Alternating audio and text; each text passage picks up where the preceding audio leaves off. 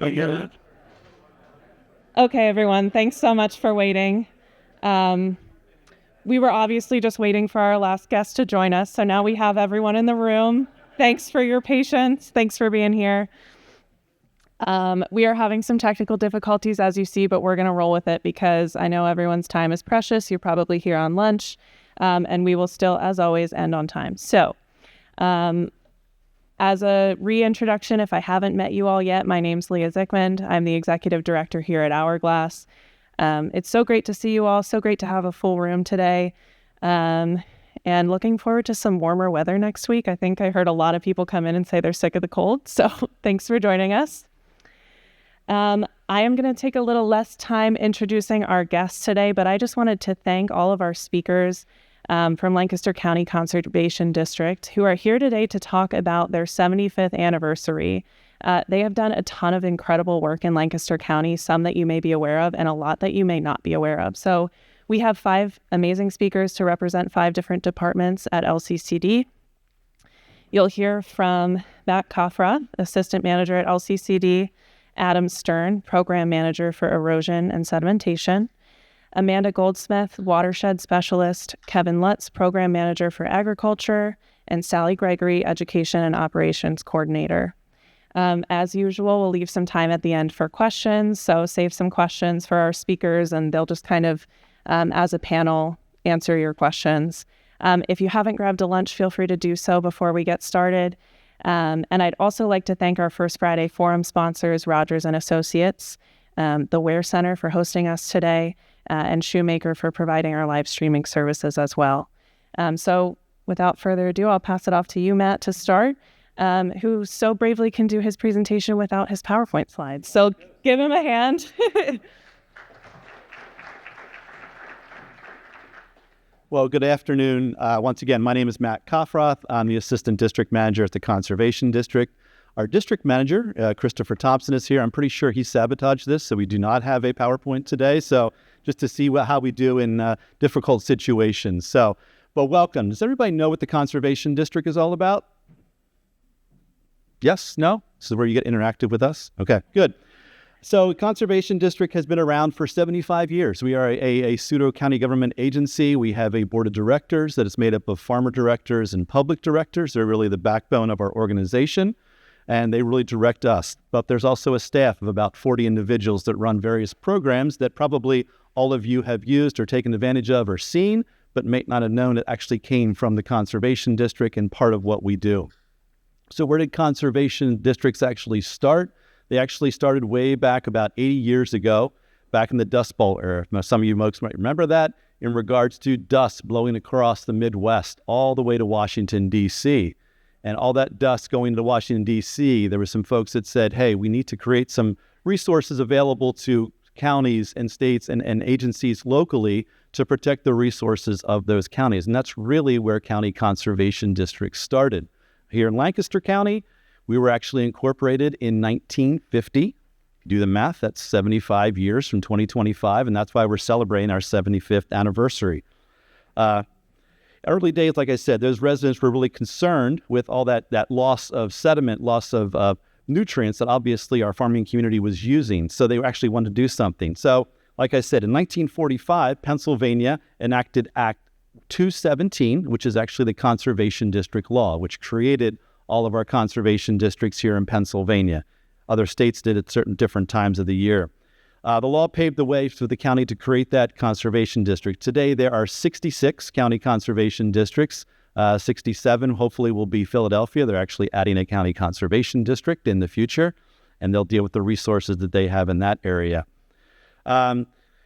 Each conservation district is governed, like I said, by a board of directors. Hopefully you're aware of that. We have a very active board of directors, is very engaged in what we do, everything we do. We just had a board meeting this week. We take to them and they provide feedback. They're very engaging in regards to the programs that we run, the policies that we follow, and the delegation agreements that we work with the state and county agents, governments.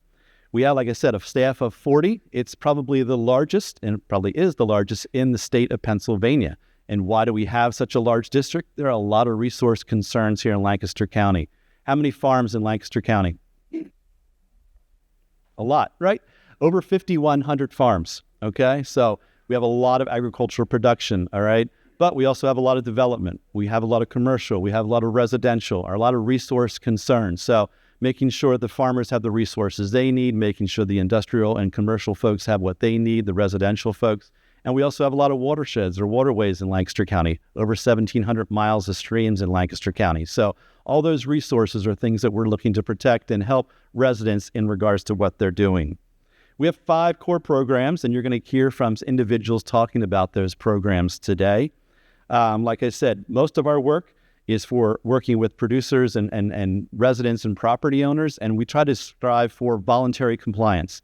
There is a compliance aspect that we do, but a lot of what we do is really to get voluntary compliance in actually attaining or following the laws and regulations in regards to conservation. So we don't like to go out there with the stick. We want to actually give them a carrot, give them funding, give them opportunities to improve the situation. You'll hear about some of the ways we go about doing that. We also do administer a lot of state and federal programs that are delegated to us by the state, the Department of Environmental Protection, and also by the Environmental Protection Agency. That's a lot of where our funding comes from, allows us to do their programs as a local resource and help them get accomplishments done. Like I said, we're celebrating 75 years this year. Some of you may know some of the programs that we've actually run. The first county farmers actually started the Conservation District, actually started in southern Lancaster County in 1938, but it really wasn't acknowledged until 1950. So that's why we're celebrating this year. Those first couple years were a small group of farmers down the southern end kind of coming together, looking at ways that they could improve agricultural operations, farming, some funding opportunities as well. Like I said, in 1950, though, the county actually enacted our County Conservation District. For the first 15 years, the board of directors did most of the work for the county conservation districts. They were the ones working with farmers. They were the ones working with developers. They were the ones going out, protecting the environment, talking to farmers, talking to resource concern, talking to the state, getting resources actually resolved. It wasn't until 1965 that we actually hired our first district employee. And like I said, today we're a district of 40 individuals, so you can see what's happened over those years. You may not know some of what we do, but you might have seen some of the programs that we run. Every year, we actually have it running right now. We have a tree sale going on. That's been running for 40-some years. That is actually going on right now. So there's an opportunity for customers, people in Lancaster County and outside the county to actually purchase trees and shrubs, perennials, those kind of things, actually put green on the ground. It's a small fundraiser for us, but the idea is to put green on the ground here in Lancaster County. Soil is meant to be covered, and that's really what we're looking for. You might have also heard from students that were involved in maybe an Envirothon program, and you're hearing an educator talk about those types of programs as well. In 1985, that's when the funding really started kicking in. There was a Chesapeake Bay program, and they provided some funding, and we were able to delegate that to farmers here in Lancaster County for a number of what's called best management practices. You'll hear that term quite a bit. It's called BMPs. Our agricultural manager will talk a little bit more about that. Today, we have a budget of about $15 million.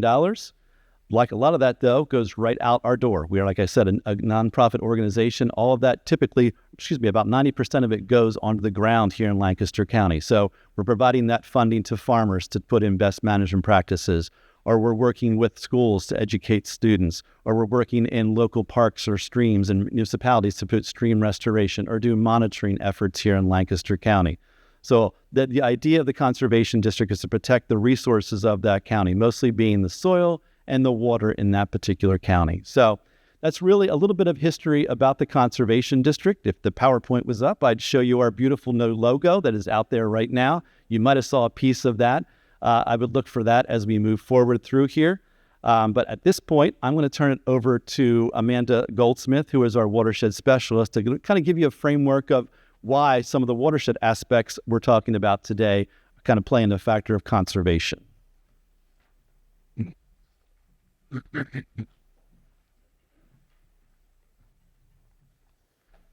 Thank you, Matt. Once again, I'm Amanda Goldsmith, and I'm our watershed specialist. So water quality really is at the center of everything that we do with the Conservation District. And because all of Lancaster flows into the Chesapeake Bay, a lot of our funding comes from initiatives to clean up the bay. The Chesapeake Bay is a huge watershed, extending multiple states, 64,000 square miles, and 18 million people inside it.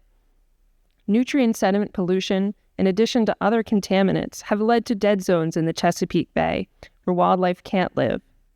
And Lancaster and all of its streams play a huge role in that. 20% of nitrogen and phosphorus reduction goals, these are nutrients that can cause those dead zones, alone of those goals are from Lancaster. That's a fifth of all of the state. Lancaster has to meet those goals. This is part of the reason why so much funding is filtering to Lancaster and so much work is going on. It's more cost-effective to work at it on its source. But Lancaster streams are at the heart of why we do what we do. And close to 80% of our streams, according to the Pennsylvania Department of Environmental Protection, are impaired for aquatic life. In short, fish, bugs, mussels, and other wildlife that should live in our streams can't, and they don't because the water is unhealthy. There is no one source, as Matt has alluded to. While sewage treatment plants and those common port source pollutions that we think of, they do impact it. It comes down to development, construction, lack of habitat, poor farm practices. It takes all of us to pollute our streams, but it takes all of us to improve them as well. So I've already mentioned the word watershed a few times, which is a really important definition. Watersheds are boundaries based on elevation. Think of the area between two mountain slopes and all the water that drains into that area. A watershed can be any size. Perhaps it's just your backyard stream. Maybe it's the Conestoga River that we're nearby. Or is it the Chesapeake Bay? There are about 12 smaller watersheds in Lancaster, which once again we would have shown you if we had. But just a couple to list would be the Conowingo in the south. They've heard about the Conowingo Dam. The Susquehanna, which borders us along the west. Cocalico in the north, and then the Mill and Pequay Creek, which get into the east and the center, among a couple other watersheds. So I hope as everyone leaves this presentation, make sure to think about, do you know the stream that you live in? Do you know that watershed? And think about, what are the property boundaries? Are there county boundaries, state boundaries? Watersheds go well beyond those. So with that background, I'd like to start getting into one of our major programs that I oversee, which is our watershed program. The team is small, includes 3 of us. We have 3 major parts to our program, including stream restoration projects, water quality monitoring, and outreach and technical assistance. In our program, we install multiple stream restoration projects every year in consultation with the U.S. Fish and Wildlife Service, focusing on in-stream habitat and bank stabilization structures. And with all of our projects, we always add a minimum of a 35-foot forested streamside buffer to enhance aquatic and terrestrial habitat. And our team manages these projects entirely in-house, including grants, permitting, installation, and maintenance. Our monitoring program consists of a volunteer component and continuous in-stream monitoring. The Water Quality Volunteer Coalition samples streams monthly across Lancaster, with equipment hubs based at Pool Forge, the Farm and Home Center right off Manheim Pike, and Climbers Run Nature Preserve. Over 70 volunteers sample 50 sites across Lancaster. This program helps involve the community in monitoring, but it also helps to gather data in places that we can't get. And all of this data is available on our website, so you can learn more about your local creek. Our continuous in-stream program has 15 sondes that measure a variety of different parameters such as pH, dissolved oxygen, and temperature. And they measure those every 15 minutes. We're in the process of getting these units telemetry so that we'll have real-time data available to our residents, which will assist some other monitoring programs like the Susquehanna River Basin Commission and the U.S. Geological Survey. We want to be able to tell our story of Lancaster and show all the effort that we and our partners have put in to improve our streams. We also provide small outreach opportunities and technical assistance. We strive to be a place for residents to come for technical assistance while also considering the larger picture of planning for entire watersheds, the county, and the Chesapeake Bay. Locally, we'll help out landowners who have issues with their backyard stream, whether it's erosion or stormwater issues. While we can't assist every landowner, we can provide them resources, and if the conditions are right, we have funding and it's a priority area, we've been able to help with a lot of different projects. Some of our focus watersheds right now are in the Mill Creek, Pequay, Conowingo, and Conowago, but our work, of course, always ends up extending to all of the watersheds. But we also work to plan larger efforts in the county. This includes partnering with nonprofits, government organizations, and consultants to discuss how we can best restore Lancaster through different prioritization schemes. Partnerships and conservation are synonymous in our world, so we are always looking for new project possibilities. For example, we're working with East Lampeter Township on a restoration project on Flory Park along Mill Stream Road. Watershed associations are also a really great group that I interact with regularly. They're volunteer-run groups that want to monitor, educate, and install projects in their local creek. They're great groups that know their community and its needs and are willing to make a difference. For example, the Little Conestoga Watershed Association is doing a lot of local projects. If you've heard about the Blue-Green Corridor, some of the projects and things you've seen happening by Park City Mall. The Chickies Cheek Watershed Alliance has been doing a lot of education events, like they just did a tour at Governor Dick. And the Mill Creek Preservation Association does an annual fish derby, which is a great event to involve all of the Amish and Plainsec landowners in the eastern part of the county. These are just a few examples of the way that watershed groups connect with the community. And there are groups working in the Chickies, Little Conestoga, Cocalico, Fishing, Octoraro, Mill Creek, Donegal, and Conawago. There's no shortage of different groups and ways to get involved, so I'd really encourage you to contact me if you're interested in getting involved. And if you'd like to check out any of our publicly accessible projects, Shiprock Woods Nature Preserve and Willow Street and Wrestler Mill at Mascot are two projects that we've worked on. And then next, I'd like to briefly talk about an auxiliary program that operates under the Watershed Program, which is the Dirt and Gravel and Low Volume Road Program. Both of these programs have the same purpose, to help fund the maintenance and improvement of low-use roads that might otherwise be overlooked by municipalities due to funding limitations. Think of those alligator cracking the road when you see a road that's super entrenched or has ditches running along the sides. The number one pollutant in our county is sediment, and when it rains, all that sediment, oil, salt, and everything that's coming off of those roads is going to wash away and directly into our streams. So these programs can help reduce the impact roads have on our streams by installing BMPs or best management practices to limit that amount of runoff and slow that water down. And all roads need to do to be eligible is to be close by a body of water, either be a dirt and gravel one or have less than 500 cars a day. And once the road is eligible, we work with local municipalities to find funding and find those right practices to get it fixed up and have that smaller impact on our waterways. This time, I'll pass it over to Adam Stern to discuss the Erosion and Sedimentation Department.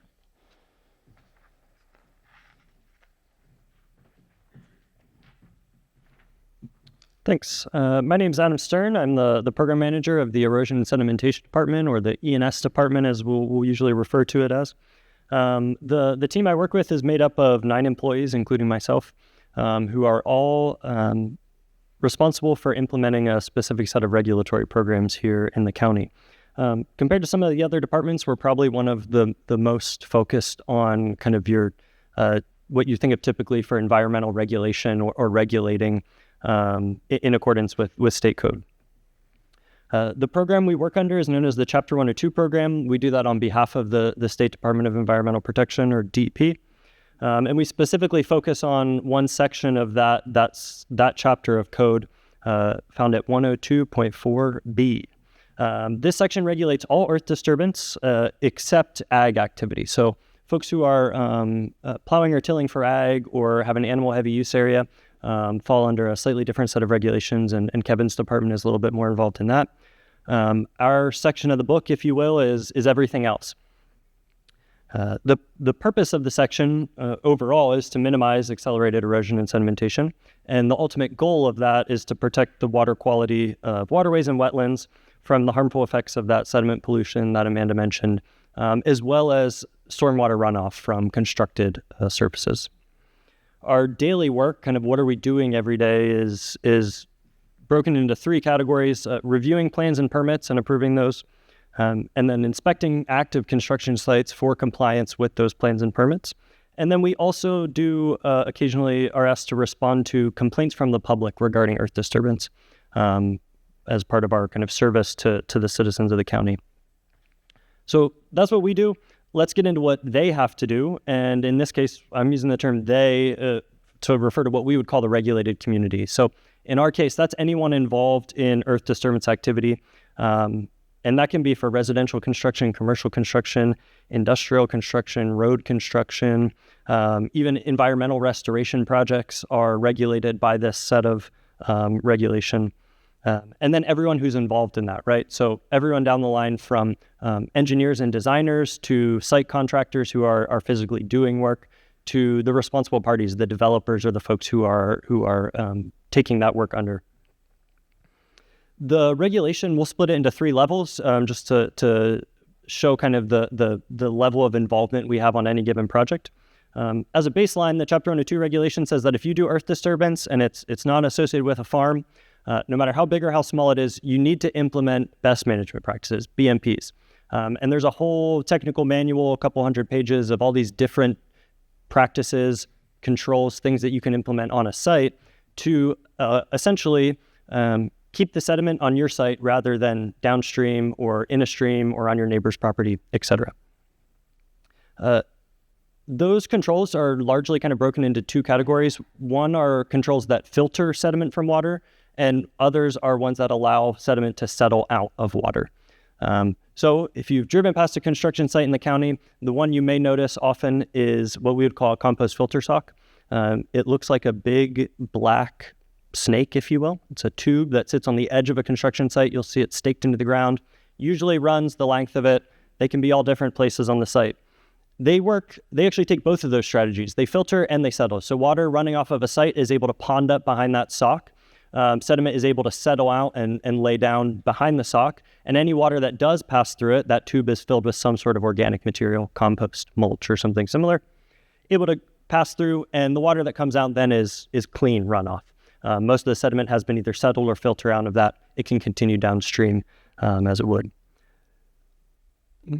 Another control we would see on a large development site, you may notice, is some sort of basin or trap. So to really simplify it, we're taking the bottom of a site that's under construction. They're digging a large basin in the bottom of it, and water is allowed to outlet out of that at a certain rate.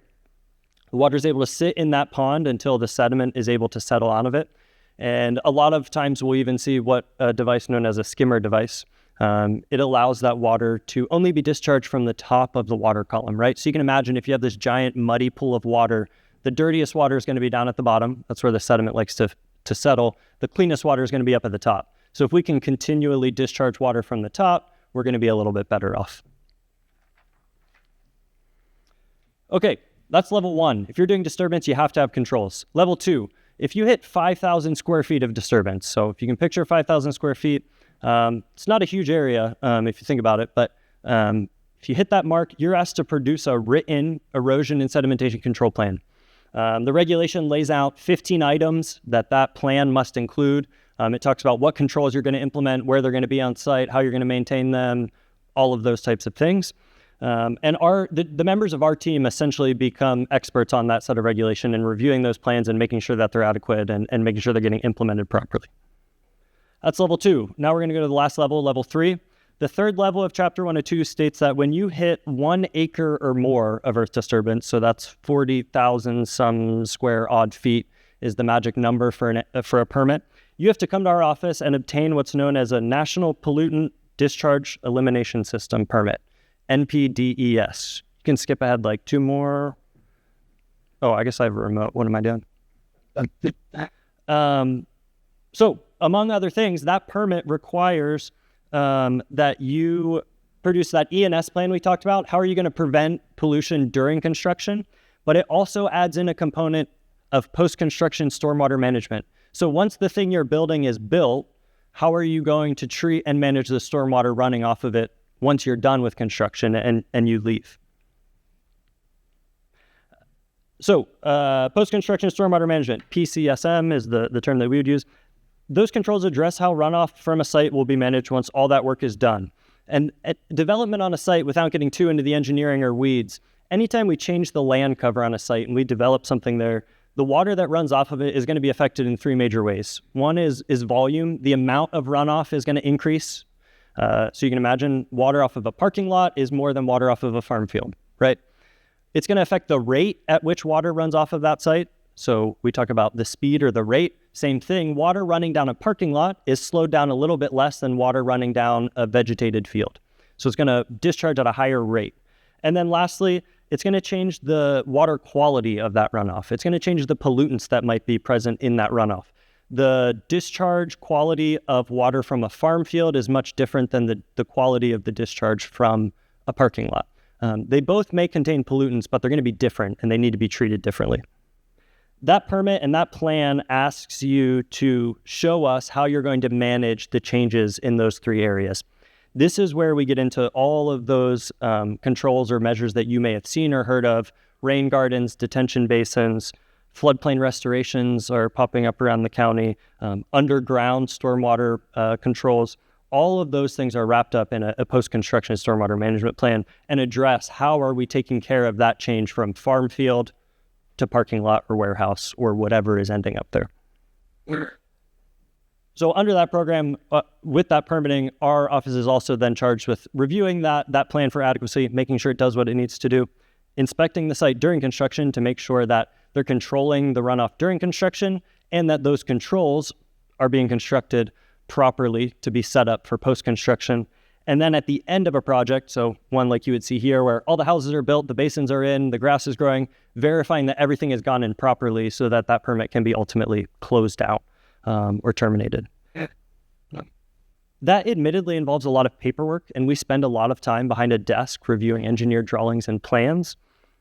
But all of it is ultimately done to protect whatever stream or wetland is downslope of this outlet structure from excess pollution from that sediment, from that stormwater runoff, and from all the things that can come along with construction and development.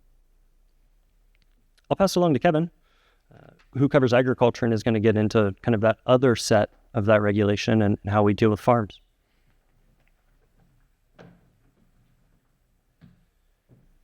All right. Thank you, Adam. Good afternoon, everyone. As I said, my name is Kevin Lutz. I'm the Agriculture Program Manager here at the Conservation District. The Conservation District's roots, like Matt mentioned, is really based in agriculture. Lancaster County is also a very large agriculture producing county and a very large agriculture producer for the state. So obviously, we have a large staff. So I'm part of a staff of 18 that we have at the district to help work with those 5,100 farms that Matt mentioned. Farms in Lancaster County are very variable. Any of you who've driven anywhere throughout Lancaster County, they range from just small farmettes with a couple horses, couple animals, to very large farms, large dairies with 700 or more cows, or see the large chicken houses. They have over 1 million chickens in them. So highly variable county, and ranging from producing produce to row crops, grain crops, things like that. So very diverse county, and we have a large staff to help work with that. Our ultimate goal with working with farmers is to help them conserve the soil that they have in their fields and keep the nutrients in the fields and not in the streams so they can grow their crops. We try to do most of our work through voluntary basis, but as Adam mentioned, just like with E&S, we do have some regulatory components that we are delegated through other agencies in Pennsylvania to help implement at the local level. So first would be the Chapter 102.4A. Adam talked about B, but we cover the small portion of Chapter 102 that relates to agriculture. So we're delegated through DEP, Department of Environmental Protection, to work within that program to help farmers stay in compliance. The main part of that program is making sure that the plowing and tilling that they're doing on their farms is not contributing to accelerated soil loss into the streams. So to do that, we help them develop a agricultural and erosion and sediment control plan. Basically, it outlines what they do on their farms as far as what type of tillage they do to produce their crops, what crops they grow, and make sure that what they're doing isn't adding to additional erosion. So In doing that, we work through a lot of best management practices for farms. They can range anywhere from what's shown in the pictures here. This is a manure stacking shed or a composting structure. That's the construction of a under barn manure storage for liquid manure, to things like stream crossings that start to get in the similar work of what Amanda's watershed department does. So all of those different BMPs, those are all structural BMPs. There's also agronomic BMPs that we encourage farmers to use. Many of them are doing them on their own without us having to be there to tell them to do it. But no-till, so planting their crops without doing tillage. Cover crops, if you're driving around right now and seeing fields that are green, those are cover crops that are out there to help cover the soil. So those are very simple best management practices that can have a big impact on what we do, but we do help farmers do more constructed BMPs that obviously cost money. Another portion of what we do is the manure and nutrient management programs. Both DEP and the State Conservation Commission each have authority over Pennsylvania's nutrient management regulations. The State Conservation Commission has authority over the Act 38 program, which is Pennsylvania's nutrient management law. That regulates farms that have a high density of animals. So a lot of animals with a little bit of acreage.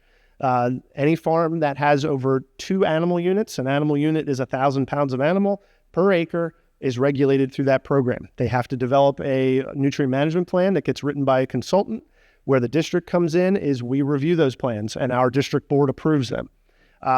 We also then work with those farmers throughout the year to go out annually to visit them, make sure that they're keeping the records that they're required to have of the manure that they're applying, make sure any best management practices that are required to keep manure out of the streams are being maintained or implemented, and we work very closely with them. Out of those 5,100 farms, it does vary, but there's anywhere between 300 and 325 concentrated animal operation farms and CAFO, concentrated animal feeding operation farms in the county. So all the rest are regulated through DEP's manure management program. That is just a more simplified plan, still the same basics that they are required to show that the manure they're producing or using is being done in a manner that benefits the crops they're growing and keeping it out of the streams.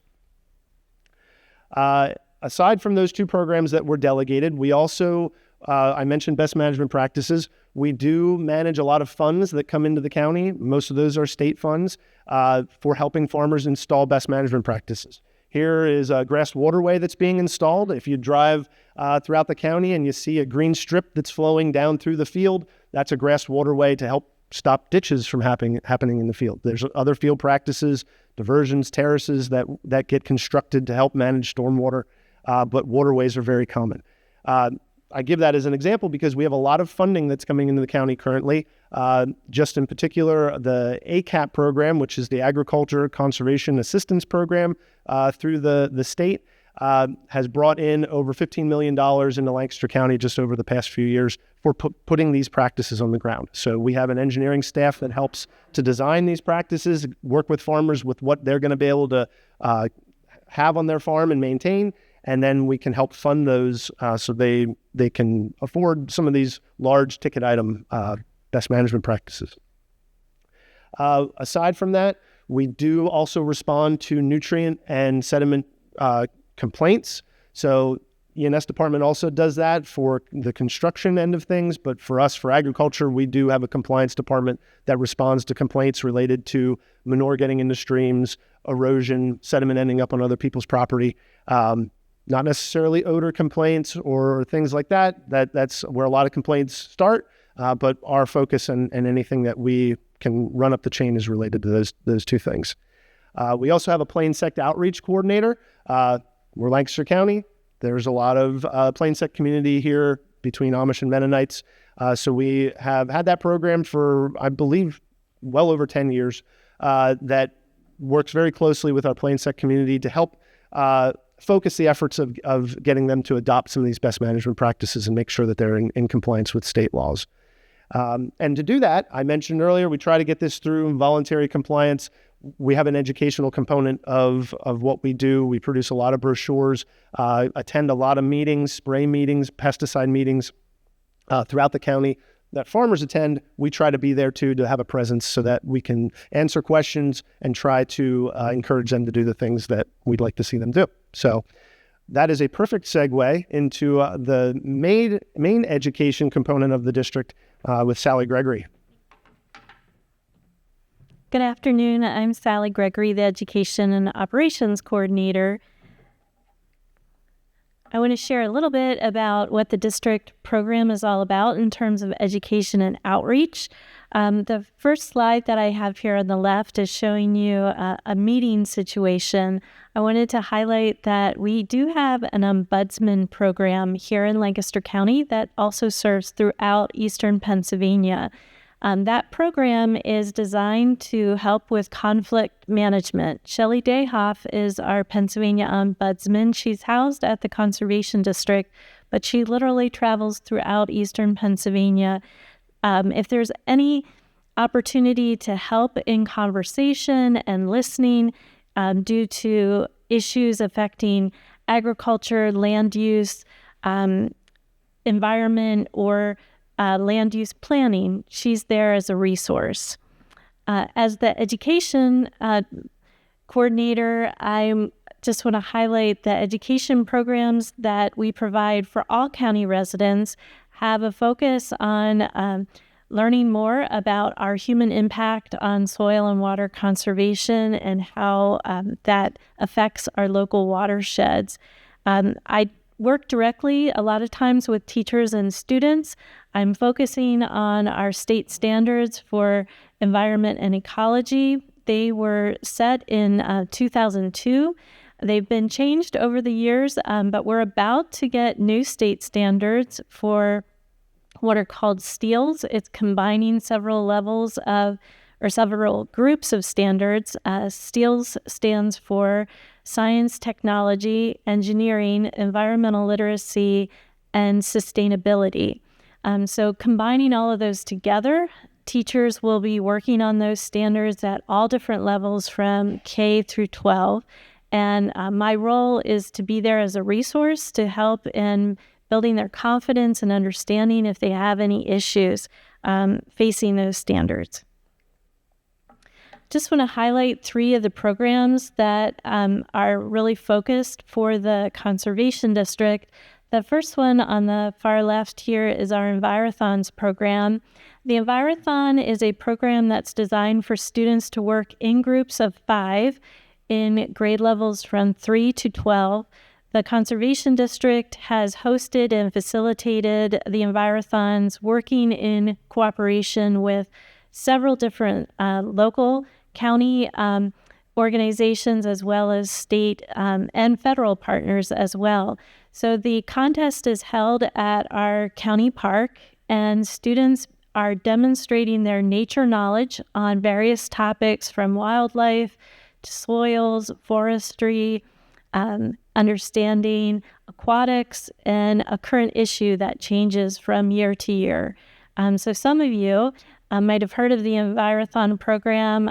Maybe you've had a child that's gone through the program, but it's really amazing to meet students later in life who might mention a variety of species that they can still remember studying as part of that contest. And we really appreciate that at the senior level, the students get to go on to our state contest, and there's also an international contest. So the picture that's here on the far left shows last year's county senior high winners, which went to Warwick High School, and they represented Lancaster County at the state contest. The next 2 pictures show teacher professional development. That's something that I enjoy working with. It often is focused in the summertime when teachers are off, but we've hosted teacher professional development throughout the year.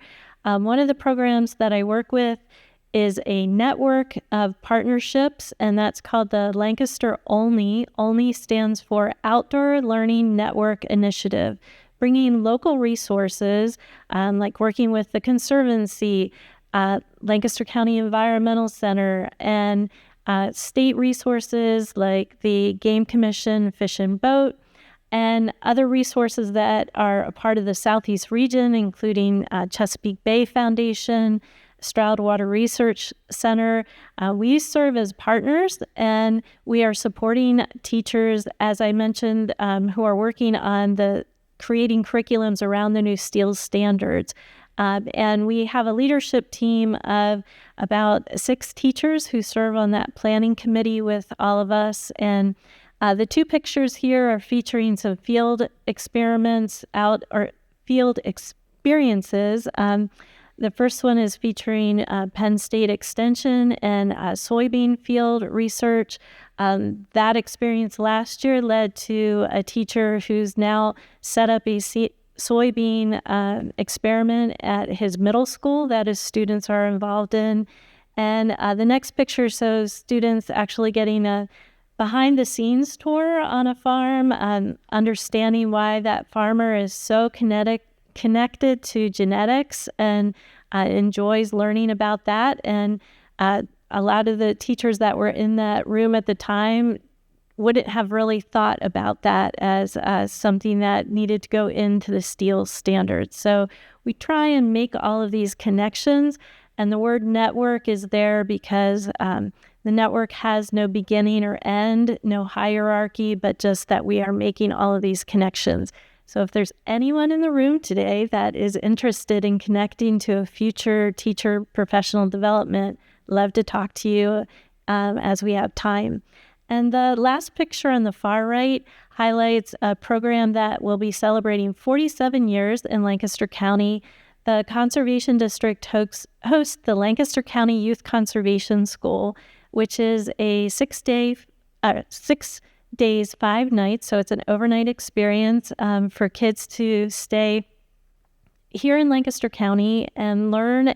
It's an immersive experience to learn as much as they can about conservation of our natural resources in that short time. And we're focused on students who are 14 to 16 years old. The program is a partnership.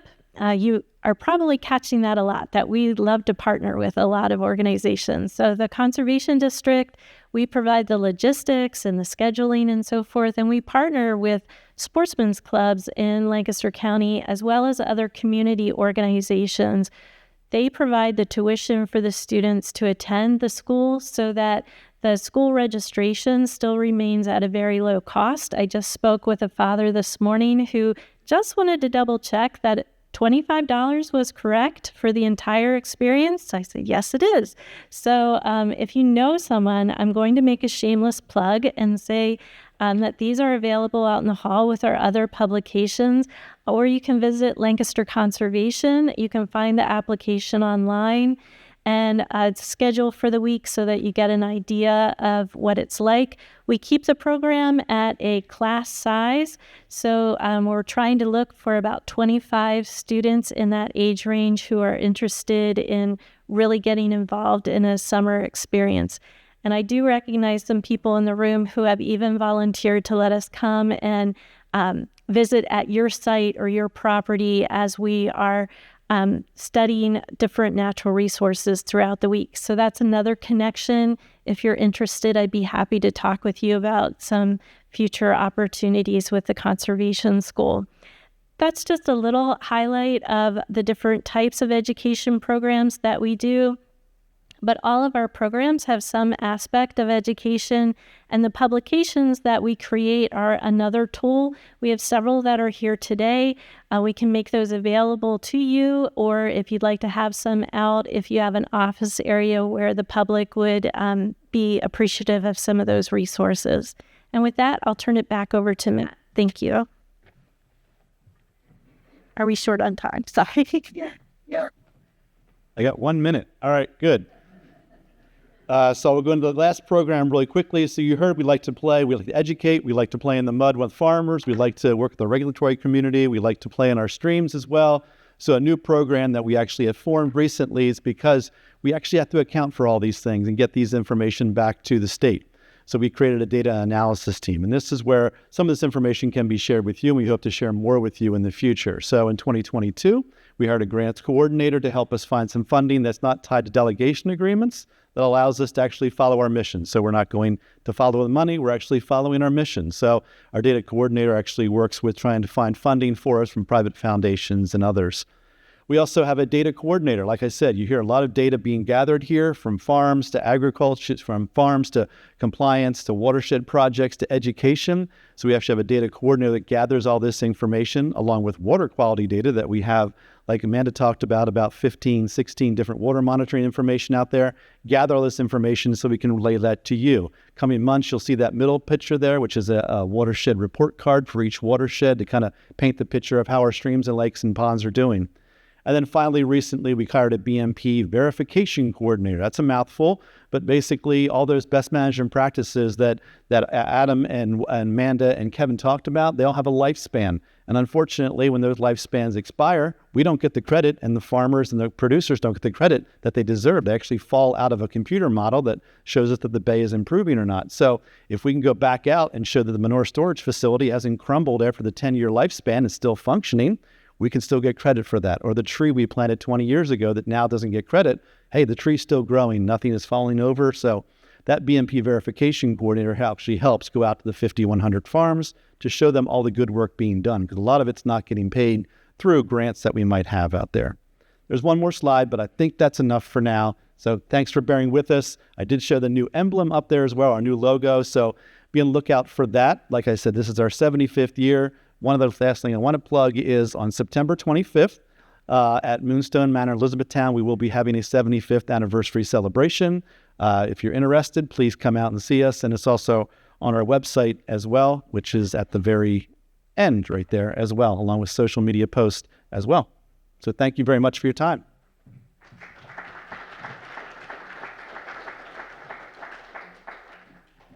I would love to just give our presenters one more round of applause. They had so much they wanted to share with you all.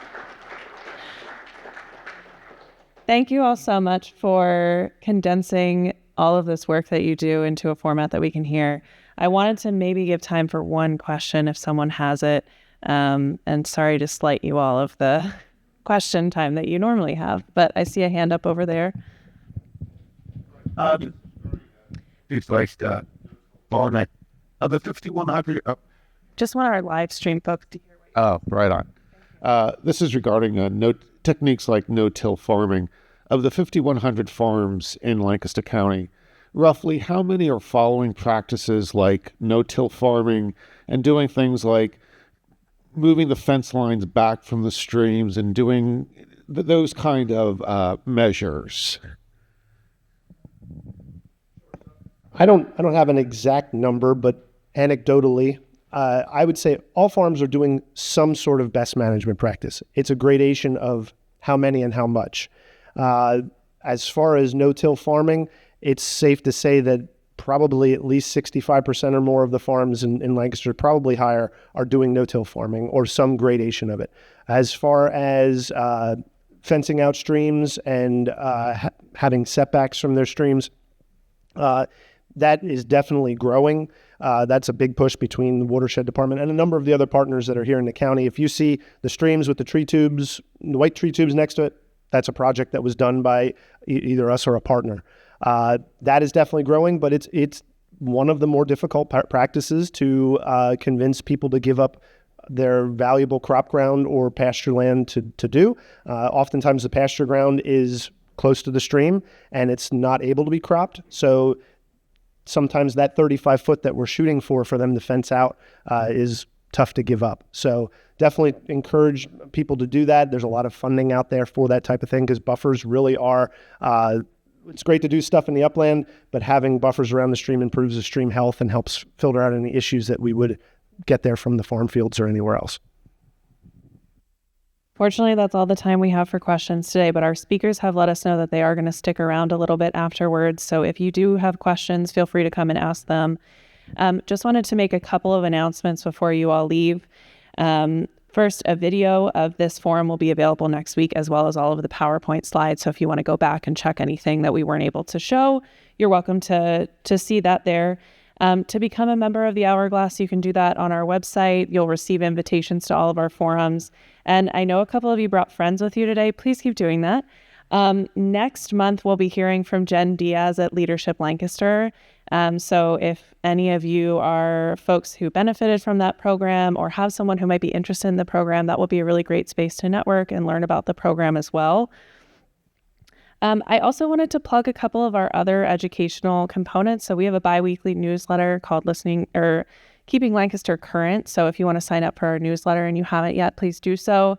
And we have a podcast style YouTube videos that come out as well that are a little bit more one-on-one and allow us to dig into topics like these. So we have one coming out next week with Mitch Nugent at Prima Theater, and you can look out for that as well. But thank you all so much for your patience and for being here. I do.